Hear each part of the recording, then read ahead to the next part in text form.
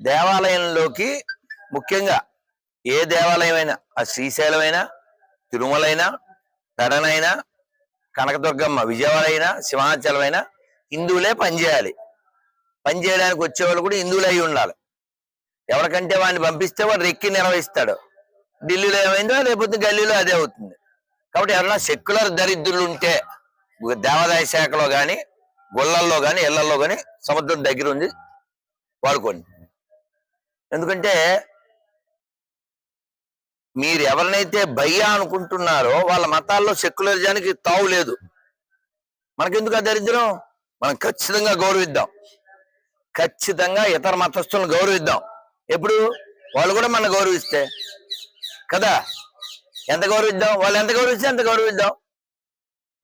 వాడు నా రాముణ్ణి ఎంత గౌరవిస్తాడో నేను వాడి దేవుణ్ణి అంతే గౌరవిస్తాను.